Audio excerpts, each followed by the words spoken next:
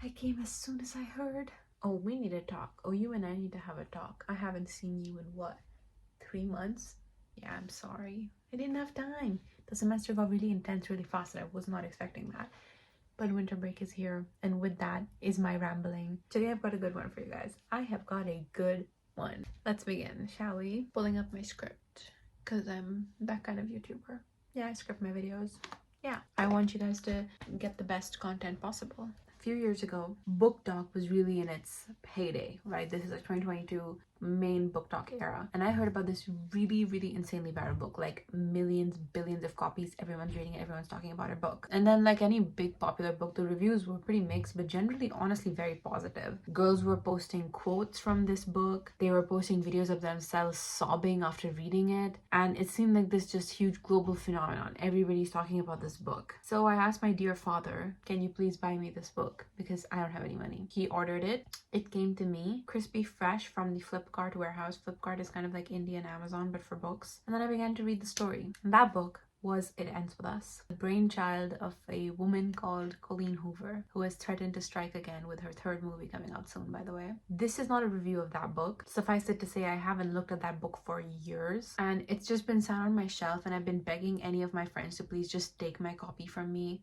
because it is kind of embarrassing having it on my shelf next to something like Circe, which just isn't on the same level at all. Anyway, this is about something else entirely. So I live in Sweden, famously one of the world's most expensive countries. And I also live in Stockholm, the capital. So everything's like 30% more expensive than like a small town here. As a result of this, we don't go to the cinema that often, but I do love going to the cinema. There's just something about it. Everyone experiencing a story together, the sound and the picture, the disconnect from the outside world on your phone to just experience the storytelling together, just being plugged out from everything else and watching a story unfold, especially if it's a good story. I also like mixing savory and sweet snacks. Honestly, that's a big part of my obsession with going to the cinema, is that I get to have popcorn and a sweet treat, and I love the salty and savory together. That's a big part of the draw for me. So our cinema in the city center of Stockholm was celebrating its 30th birthday. I don't know how I feel about being only 7 years younger than the cinema in Stockholm. Anyway, they had a special happening for the 30th celebration where all tickets to all movies were only 30 crowns, which is about €3, $3. Very good price. It's never that cheap. It's a complete steal. And because my sister and I are unemployed student divas, Tuesday afternoon movie appeared to be in the cards for the two of us. Obviously, the evening show is booked up first because people have jobs and they want to go after work to see a cheap movie. Wicked for Good also booked up. That was not a possibility, guys. Of course, we tried that first. So we just pick whichever movie has seats, and that happened to be Regretting You. I saw the trailer,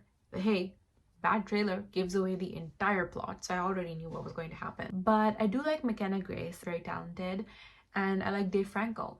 So I was like, you know what, whatever rosé pumpkin spice latte storyline is about to happen, it's fine. It's a holiday season. I have a higher threshold for nonsense in November. Honestly, Nonsense in November should have been the title of that movie. Alternative title, guys. So the thing about this movie, the reason I didn't like it is because nothing about it makes any kind of sense. It's one thing to have a bad story that makes sense, but if you're giving away the plot of the movie in the trailer and there's nothing surprising or shocking about anything that's happening, so it's one thing to give away the entire plot of the movie in the trailer, but because the choices made, both in the storytelling and the direction of this movie, are so absurd that I cannot believe that a major production studio, big names of actors, directors, budget, money, they didn't at one point say, hey, what's going on here? Now, the cinematography and sound design, I'm not going to comment on. I don't know anything about those things, and it's also not really relevant to this story. Like, I watched Nosferatu, and I know that the sound design cinematography was a very key part of that experience, and I did enjoy that, but I don't think it's really relevant to comment on that here because that's not the point of this story. This one is about the feels. I mean, it wasn't, but it's supposed to be about the feels. And all the filmmaking aspects of the movie, what little I know about filmmaking, were entirely just blah, just bland, like no comment, nothing remarkable, except Miss Grace's egregious extensions and letting us believe that a 16-year-old straight-A student with major theater extracurricular commitments has time to do her hair like that every single day. That was a bit egregious. Anyway, let's move on to the plot. So we meet a group of kids partying together. There's two sisters, Jenny and her sister. I'm not kidding, guys. I don't think the other sister had a name. And she's like the protagonist of this movie. Her name is just wiped from my brain. So now I'm scripting this. This is me narrating. I'm scripting this, so I'm gonna look up the name. It's Morgan. Her name's Morgan. Yeah, I don't think they said it once in the entire movie. I had to look that up. So there's a big sister Morgan and little sister Jenny. And in a complete breakdown of stereotypes, groundbreaking material here.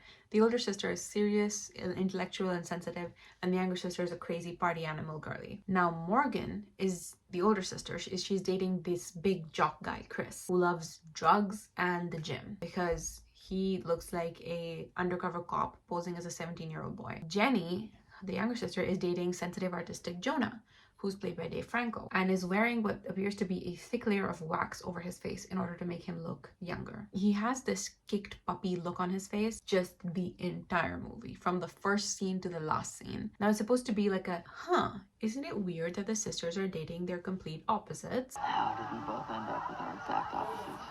Except the movie basically tells you that in the first 30 seconds and also incessantly throughout every interaction between this group of four. So they stop at a gas station. Jonah and Morgan, the younger sister's boyfriend and the older sister, get out to get snacks while Chris and Jenny stay in the car. The people getting the snacks, they both love Jolly Ranchers. So they're like, oh, we'll get the snacks.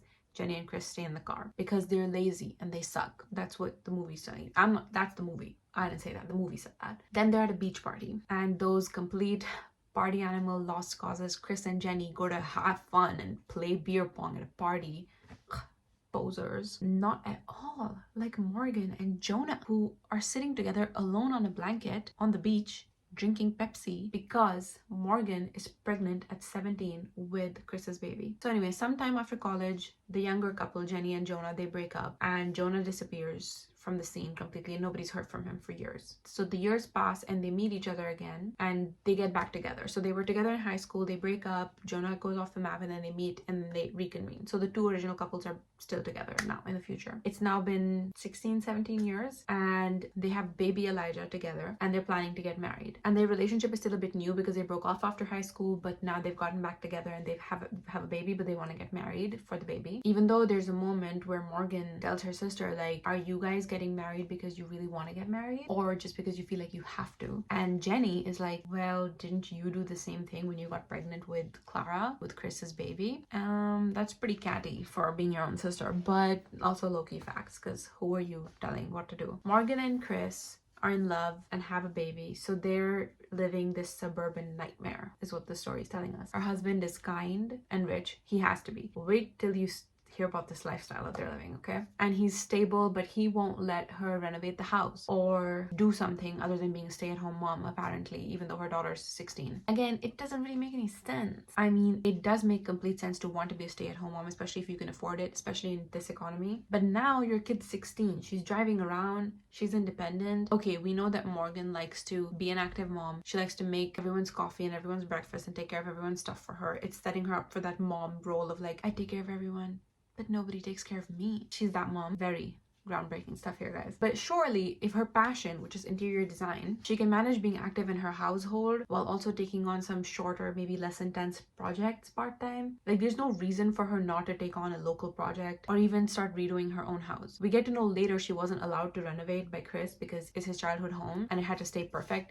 But that doesn't make any sense either. Surely, if he's nice enough to stay married to for 15 years or 16 years at this point, and they're living together all this time, he'd let you change up the 70s themed flooring or swap out some curtains. I don't know. But yeah, Morgan's not got a lot going on in her own life, which makes her a very helicopter-y parent. Something her daughter Clara is clearly not responding well to because Clara is now 16. She's always tracking her, calling her, asking her where she is and grounding her. So much so that when Clara does something bad, she comes home and she just anticipates it and she's like, yeah, I'm grounded, I'll take myself to my room. It doesn't really matter in the end because Clara is just leaving and out and about and up to all kinds of nonsense throughout the movie, you'll see. And being grounded is not really an obstacle to her nonsense. All that is to say, Clara and her mom have a pretty tense relationship, with Clara being given very little trust and benefit of the doubt, despite being a straight-A student who's close with her family and involved in extracurricular theater. Their contention right now is that Clara is a straight-A student, but she wants to pursue theater and acting in university, and her mom doesn't support her dreams,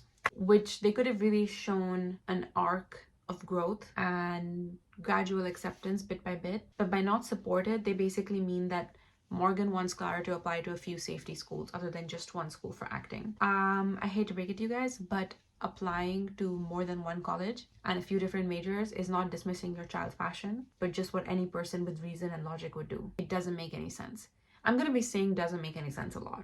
So you better make it into a drinking game now if you're going to. So that's our family tree. There's Jenny, who's gotten back together with her high school boyfriend Jonah, and they have a baby Elijah. And there's Morgan, who's still with her high school boyfriend Chris, who she had Clara with, and Clara's a teenager now. Also, Jonah and Morgan are always giving each other these weird longing looks, which feels like very inappropriate behavior towards your brother-in-law. And after the flashbacks and the setup, we finally meet Clara, who's driving to her mom's birthday dinner after theater practice, and it ran a bit late, so naturally her mom's calling her up every 30 seconds. She's like, where are you? And like she's gonna be needing to be picked up from a crack den, and not like it's 4 p.m. and she's driving through a cornfield in North Carolina. Anyway, as she's driving, she's singing along to some song, and she gets a call from Morgan, obviously, and she like pauses the song going, oh, that's the best part, and she picks up the phone.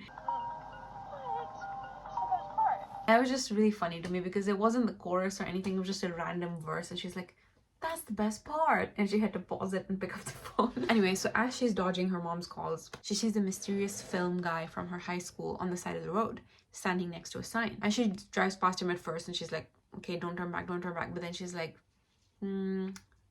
this is the cute film guy, so maybe I should turn back. The guy's like asking her for a lift, and he's carrying the city limit sign. So she drives back to have her chance with the cute guy. Before she does this, she does what any sensible person would do: sprays an entire can of Dove body spray in a hot car, tosses all her crap into the backseat, and reverses to go pick him up. Now this guy is very interesting. Firstly, his last name is a first name and his first name is a last name, which is just so funny to me. His name's Miller Adams. Like, why not Adam Miller? Miller is just such a weird first name choice, especially for a kid that's supposed to be born in like 2007. Who was naming their kid Miller in 2007? No offense to any Millers out there, it's just the combination of Miller Adams. I just can't get over it. Anyway, I do like that the cool cute guy at school is not the jock anymore, but the mysterious film guy. That feels very modern, very 2025. Clara pulls up, she's like, hey, need a ride? He's like, well, yes. But right after he helped me move this city limits sign about 15 feet down the road. I've already lost count about the nonsense things, but this is probably the least sensible thing about this movie. Miller is moving the city limits sign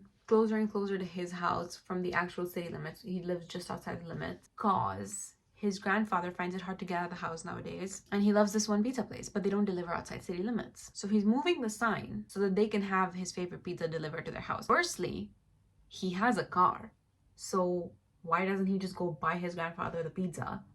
I don't know. Secondly, I can see this making sense in like the 70s being like a cute, we move the limit. This is happening in 2025. Maybe the American education system really is failing the children, because he thinks that moving the sign is actually changing the border of the way the city is laid out. We live in the age of the Google map. Surely we know where the borders are and we can't change them. Surely the delivery driver is following the map on his phone, on his little Uber Eats app, and not the actual sign where the city limit is. Whatever. What I gather from this is that Miller's character is one thing, unhinged. So Clara helps Miller move the sign, and she breaks her flip-flop, and then she drives him home. And then when he reaches home, he's like, let me pay you back to get you a new pair of flip-flops, since they broke because of me. Which I thought was nice of him. But then Clara's like, no, it's fine, I'm late to my mom's birthday dinner anyway, don't worry about it, I gotta go. And then for some reason, when they pull up to the actual house, she gets out of the car with him. I get being polite and walking someone to the door, but this doesn't make any sense. Again, you're doing him a favor. You had a prior commitment that you're late to because you chose to drive him there. You can just let him get out of the car and drive to your mom's birthday dinner. And you also literally turned him down from paying you back, so it's not like you have to come with him to go get the money for your new flip-flops. Then they get to the house and they go into Miller's room. He mentions he has a girlfriend.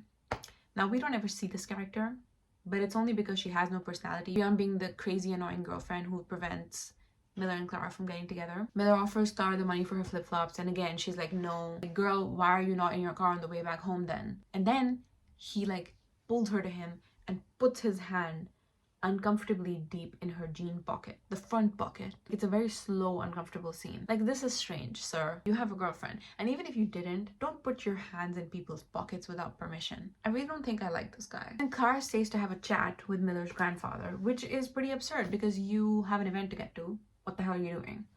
Don't piss me off. And then we have all the shticks, you know, shticks. Millennials love these shticks. They're notorious for them. I have to say, oh, it's a thing I do.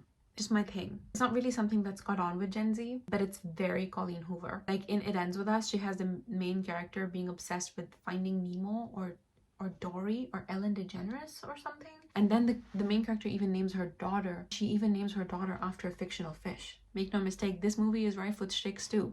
When Miller plays cards with his granddad, they play not for money but for air, and he's always talking about how something about air. He's like, my air is all I've got, something like that. I don't know, I wasn't listening. Then Miller's always eating a red lollipop. Very bad for your teeth to be doing that often, but of course he has to have a thing. His thing's the red lollipop. He's always got a red lollipop. The other one is Morgan, who's Clara's mom. She loves the red watermelon jelly ranchers, and she loves them so much that her birthday present on that day, on her birthday, from Jonah, now her kind of brother-in-law, is a Ziploc of just a bunch of red Jolly Ranchers. This guy's her sister's new boyfriend. This is very inappropriate. This is very inappropriate. Anyway, Clara finally leaves Miller's house. She starts to drive home. She sees that Miller started following her on Instagram. She's really excited, so she calls up Jenny, who's her aunt, Morgan's sister. Jenny is about to have a character assassination, so I'll just say that in this scene, she was a good sister. She put Clara on speaker because she's with Clara's mom. As an aunt, she did the right thing by sharing what Clara was saying with her mom instead of keeping it a secret from her mom. So now it's Clara's mom and Jenny on the phone. Morgan and Jenny are on the phone with Clara.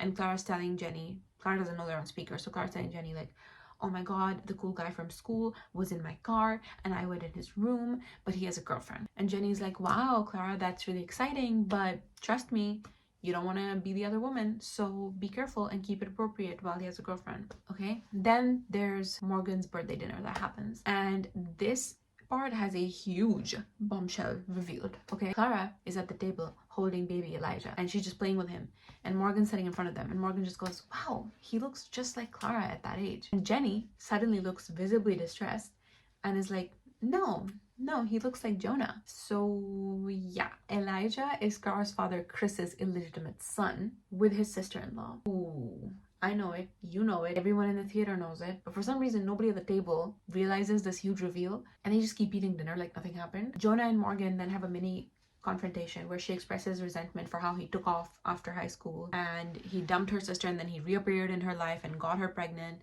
and he's like, I'm sorry, that's why I want us to get married and I want to do right by her, because back then I just had to get away. And he nearly lets it slip that he had to leave back then because he was also in love with Morgan, but now Morgan had to be with Chris because she was pregnant with his baby. Morgan stops him and is like, it's too late for that now. So they're also in love with each other, in case you hadn't realized already. Also forgot to mention that Jonah, who's Jenny's boyfriend and Clara's uncle, is also the English teacher at Clara and Miller's school. So Clara's best friend tells her that Miller broke up with his girlfriend because she got suspicious of him hanging out with her and following her on Instagram. She kind of implies that he's always had a thing for her, and that's been a sore spot between Miller and his girlfriend, which is a very reasonable thing for the girlfriend to be insecure about. I don't like that they portrayed her as like crazy, controlling, and irrational. Like, your boyfriend likes another girl, you're not going to enjoy him starting to follow her, obviously. Soon it's Jenny's first day back at work at her nursing job after she had her baby. So she comes over to drop the baby off at Clara's house because Morgan is going to watch him while Jenny's at work. So Jenny's a nurse, and Chris also works in the hospital somewhere, but he's portrayed as too dumb to be a doctor, so nobody really knows what it is he does. Anyway, so Jenny drops the baby off. She gives Clara advice again, saying again to be careful about Miller and that she shouldn't be the other girl. But then Clara tells her that Miller and his girlfriend have broken up, and she's like, well, then it's free game, go for it, girl. But then Clara sees that Miller has unfollowed her, and she's all sad. And while she's at school, she's texting her Aunt Jenny like, what should I do? He unfollowed me. You know, what does this mean? And Jenny's like, trust me, niece, being the other girl is no fun. And then Clara's like, wait, Aunt Jenny, were you ever the other girl? And then she doesn't get any responses for the rest of her text. She abruptly stops messaging Clara back. On that same day, while Clara's at school, Morgan gets a call saying her husband Chris has been in a car accident and to come over to the hospital. They do that typical scene where she reaches out frantic. She's like, someone please tell me where my husband is. And the receptionist is completely unhelpful and is like, please ma'am, you need to wait until the doctor can help you.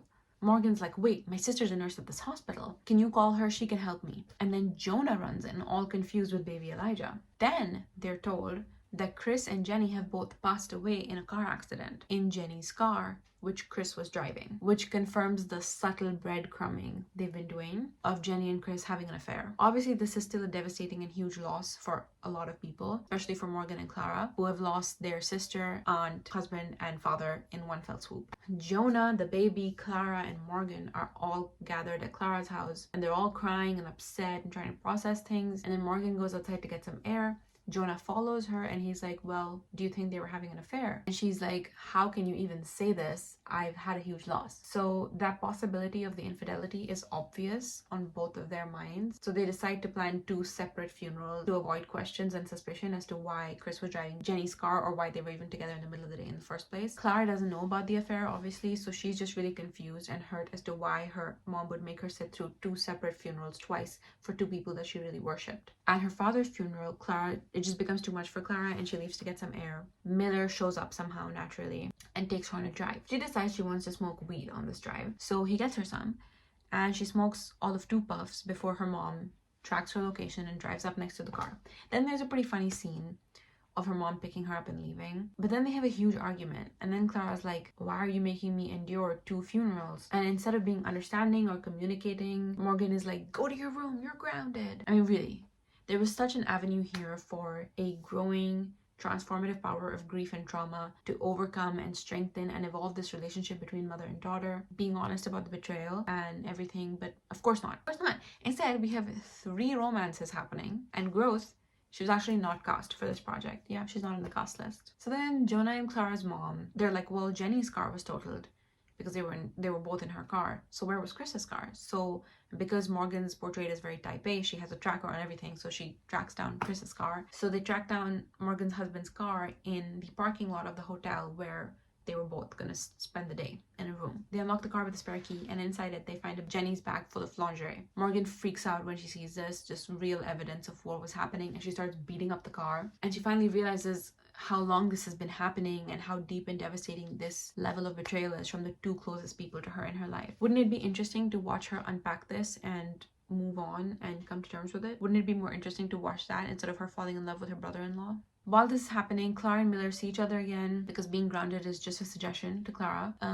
She's a real straight A student. So they start to grow close, and he discusses how he can't apply to the state school he wants to for film. It's a couple of hours away and he needs to be around to look after his grandfather. Very sad situation and a very heavy burden for such a young child to be facing this way. Too bad there's no depth or exploration of a real resolution in the narrative. Anyway, Morgan and Jonah have kind of come to terms with the fact that they were both cheated on, and they remember how as teenagers they always liked each other, but Morgan and Chris were already together and Jonah was with Jenny, so they couldn't be together. So there's a flashback to this like pool scene where their legs touch, and Dave Franco chooses this expression to convey his blatant and not at all compelling, hidden or subtle longing and yearning for Morgan, which really doesn't pair well with that waxy layer over his face to make him look younger. Morgan's not at all that supportive of Clara and Miller's relationship, because when they met, he was still in a relationship, and understandably that's a bit of a sore spot for her, Clara being the other woman. Does she convey this to Clara?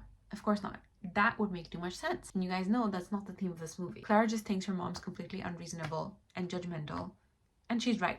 I would also think that if my mom spoke to me that way. Now, this is a rosé rom-com, so of course, there's a scene of Jonah and Morgan burning the letters between the affair, egging a painting that Chris bought that Morgan hated, and they hammer down the kitchen cabinets that Morgan hated, and Chris wouldn't allow her to change because it was his childhood home. Now, if you really want to have a story about finding love in the face of loss, especially in this kind of complicated grief and betrayal mixture that Morgan and Jonah are experiencing, don't cheapen it by making the relationships they were in a farce and undermining them. It would be way more interesting to see Jonah and Morgan fall in love with their respective partners, then realizing that they were being cheated on, then falling in love really honestly only with each other, helping raise Elijah together because he is Morgan's nephew and Jonah's son. Instead, you have 2 very obviously unhappy marriages and this weird yearning between a brother and sister-in-law, which doesn't really put you on their side and make you root for them. Like, I don't like that. I thought that was really weird and inappropriate. And it feels inevitable, expected, borderline forced, that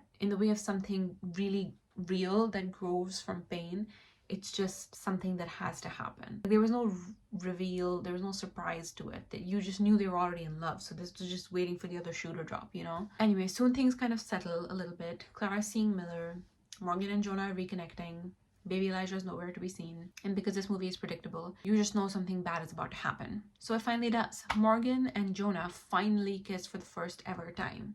They've always liked each other since they were kids, but they've never done anything about it. But finally, after reconnecting all these months, they kiss. Clara happens to walk in on them, and she doesn't know that it's the first time. So she thinks this has been going on this whole time, and she's obviously really disgusted by the whole thing. So she runs into her room and she slams the door. Her mom is banging on the door. She's like, Clara, can we talk about this? Oh, now you want to talk? Why don't you just ground her again? Morgan, why don't you just ground her? Clara obviously doesn't let her into the room.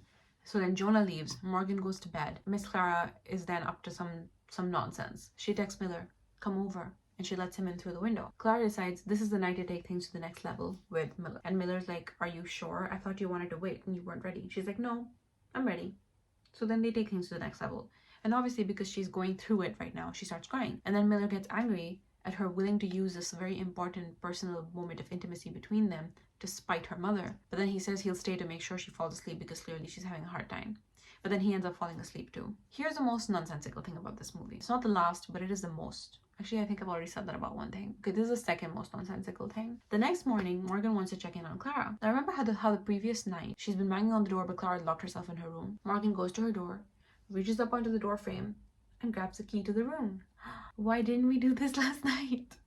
Okay, you want to give her space to process her feelings and not invade her privacy right after she's seen something like that. Why not check in on her a couple of hours later when you know that she's asleep? If you have a key to her room. I mean, if she was just going to let herself into the room, why not do it last night? How is it less invasive to come in the morning without knocking than to just come in last night while Clara was crying and upset? Anyway, obviously she walks into the room with her key. She sees Clara and Miller in a state of undress and just yells at Clara and grounds her again. Wow, I don't think I like this lady. Her entire parenting strategy is just grounding her kid. That same day is actually Clara's birthday, and it starts with a bang. Her mom's kissing her uncle. Her cousin is her half-brother. She's grounded. Her boyfriend is mad at her. And Clara and Miller kind of achieve this tentative peace eventually, and he agrees to come to her birthday dinner to meet her mom properly. Dinner is an awkward disaster. Miller walks out when Clara keeps announcing things, and she's suddenly like, I got into the state school with a grant for acting. And Miller's like, that's enough, we're walking, I'm leaving. She's also like being very spiteful toward her mom, talking about her and Miller being intimate at the table with Jonah, Miller, her mom, her best friend, everyone's there. Miller's understandably upset because his own girlfriend is deliberately sabotaging his first meeting with her mom through no fault of his own. The poor guy has done nothing wrong in the situation. Anyway, so the birthday dinner is a disaster. Clara and her best friend Lexi take a bottle of wine. They drive to the graveyard to visit Clara's father's grave. Morgan tracks her there, finds them crying and drunk, and she brings them home. The next day, Morgan and Clara finally have a long overdue conversation. Clara confesses how she feels responsible for the accident because she was texting Jenny when she got into the accident. And her mom finally is honest and takes this huge weight off of Clara, telling her that her aunt wasn't the one driving, so she didn't cause the accident. And then obviously Clara's like, wait, why was dad driving Aunt Jenny's car? And then Morgan has to tell her about the affair. Then Clara goes to get her man, and Morgan goes to get Jonah. And everyone's happy. They exchange one of those red Jolly Ranchers. Very unsanitary. The final scene of the movie happens in Clara and Morgan's backyard. And I'll warn you right now, a bunch of nonsense is about to go down. It's sort of a party with Miller, his grandfather, Morgan, Jonah, Clara, her best friend Lexi, and her new boyfriend. Miller has a surprise for Clara, which is a short film about her. He's a film guy. He made a film for Clara. It has a clip of her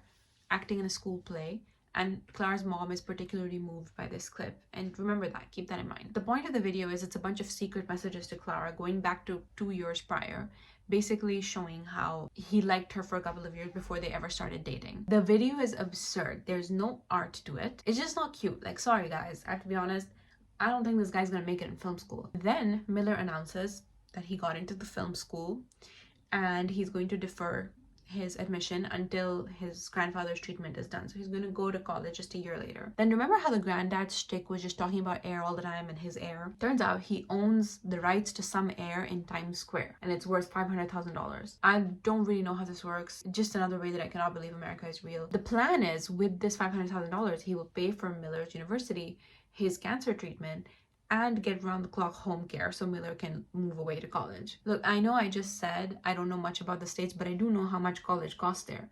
That's why I went to free university in Sweden. I also know how much medical bills cost there because they are so devastating that people talk about it online a lot. Like having a baby is like $30,000. So I can't imagine how much a year of cancer treatment is. I asked my boyfriend too, and he's a pretty smart guy, and we both agreed that there's no way that $500,000 covers treatment, tuition, and full-time round-the-clock home care for his grandfather to be able to live alone. So little in this movie has made sense. So why start now, right? This is actually not how I thought Miller's situation would be resolved.